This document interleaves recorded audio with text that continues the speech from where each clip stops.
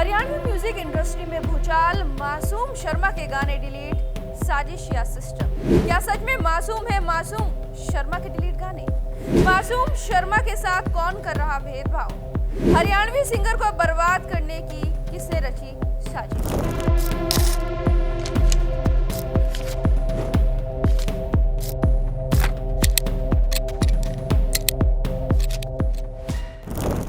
एक बार फिर से हरियाणवी सिनेमा के जाने माने सिंगर मासूम शर्मा के गानों को YouTube से डिलीट कर दिया गया है। अब उनके YouTube से साफ हुए गानों की संख्या पहुंच चुकी है 14।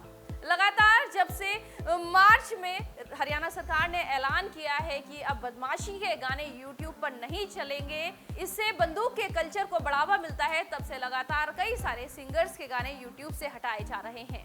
लेकिन सबसे ज्यादा जो गाने डिलीट हुए हैं वो मासूम शर्मा के हुए हैं।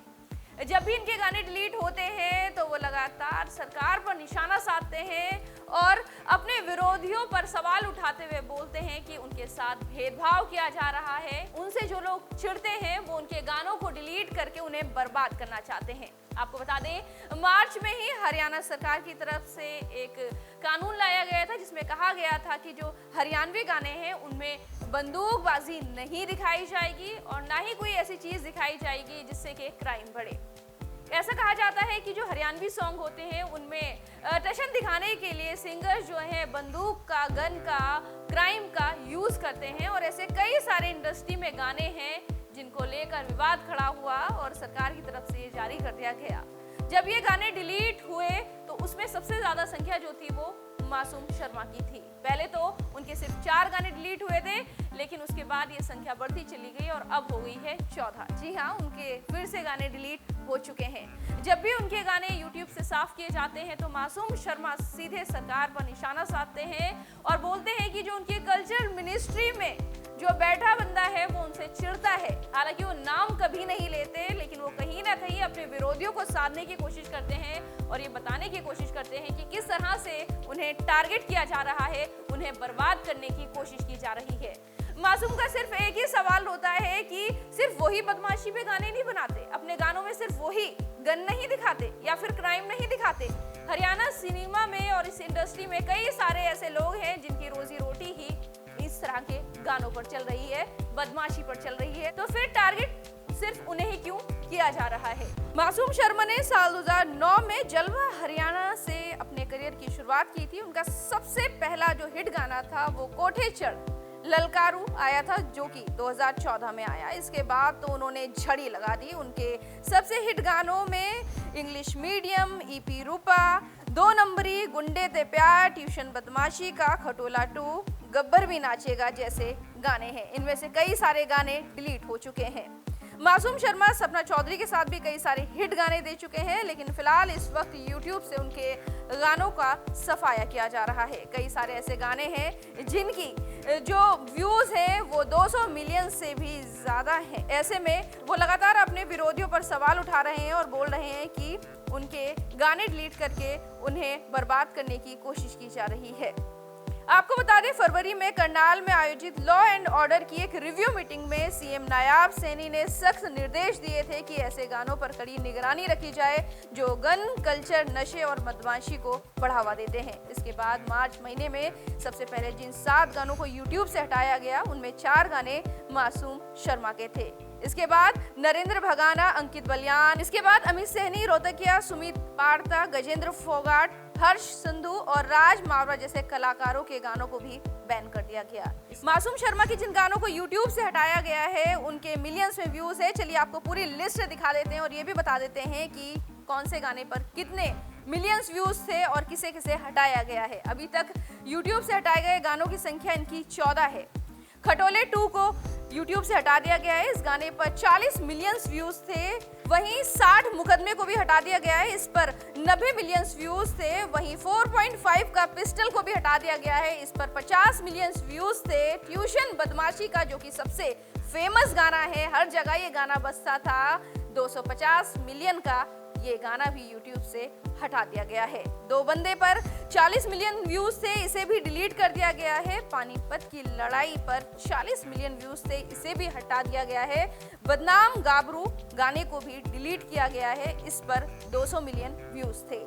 जेंटलमैन पर 40 मिलियन व्यूज थे, इसे भी डिलीट किया गया है। मेरे खास ये मित्र, इस गाने को भी हटाया गया है, इसमें 75 मिलियन व्यूज थे। 2 नंबरी गाने को डिलीट किया गया है, इस पर भी 250 मिलियन व्यूज थे। चंबल के डाकू को भी हटा दिया गया है, इस पर भी 250 मिलियन व्यूज थे। जेलर जो कि लोगों का फेवरेट गाना था, इसे भी हटा दिया गया है, इस पर 30 मिलियन व्यूज थे। रोहतक कब्जा, इस पर 12 मिलियन व्यूज थे, इस गाने को भी हटा दिया गया है।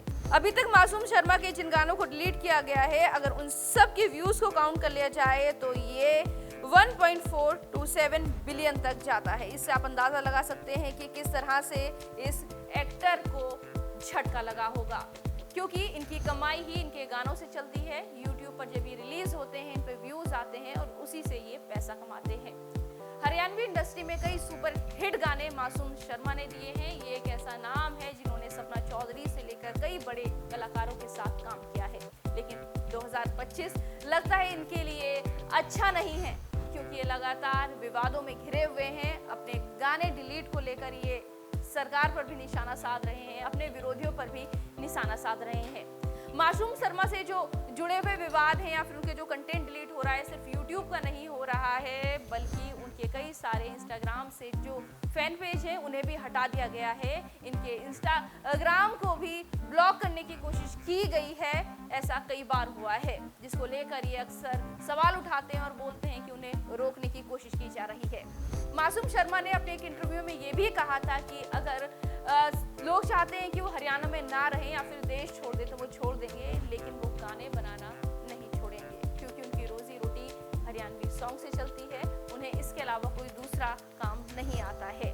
तो वहीं वो सरकार से भी बोलते हैं कि अगर इस कानून को बनाया गया है तो पालन सभी को करना चाहिए। उनके जितने भी गाने हैं, लगभग 1000 से ज्यादा गाने जो हैं वो बदमाशी पर बने हुए हैं, बंदूकबाजी पर बने हुए हैं, उन सबको डिलीट कर दो, मुझे कोई परेशानी नहीं होगी, लेकिन और लोगों के गानों को भी डिलीट किया जाना चाहिए। ऐसे में जिस तरह से मासूम शर्मा के गाने डिलीट हो रहे हैं, उनके फैंस को बड़ा झटका लग रहा है और वो कहीं ना कहीं इसे एक साजिश बता रहे हैं। अब ये साजिश है या फिर वाकई में ये साजिश है या फिर कानून के तहत इन गानों को हटाया जा रहा है, ये तो फैंस समझने में भी थोड़ा सा कंफ्यूज हो रहे हैं, क्योंकि विवाद काफी बढ़ता जा रहा है। अक्सर मासूम शर्मा अपने इंटरव्यूज में बोलते हैं, लाइव आके बोलते हैं कि उन्हें टारगेट किया जा रहा है। फिलहाल सरकार की तरफ से जो कानून है उसे कल्चरल कमेटी जो है फॉलो कर रही है। उनके नहीं बल्कि और लोगों के गाने भी डिलीट हुए हैं, लेकिन सबसे ज्यादा गाने जो डिलीट हुए हैं वो मासूम शर्मा के हुए हैं। आने वाला समय इस लिस्ट में कितने और डिलीट गानों को जोड़ता है, ये तो आने वाला वक्त ही बताएगा। लेकिन इस वक्त मासूम शर्मा जो हैं अपने यूट्यूब से हटाए गए गानों की वजह से चर्चाओं में बने हुए हैं। वो बोल रहे हैं कि उन्हें भारी नुकसान हो रहा है, उन्हें बर्बाद करने की कोशिश की जा रही है। अगर आप भी मासूम शर्मा के फैन हैं तो कमेंट बॉक्स में जरूर बताइएगा कि जो उनके साथ हो रहा है वो कोई साजिश है या वाकई में कानून को फॉलो किया जा रहा है।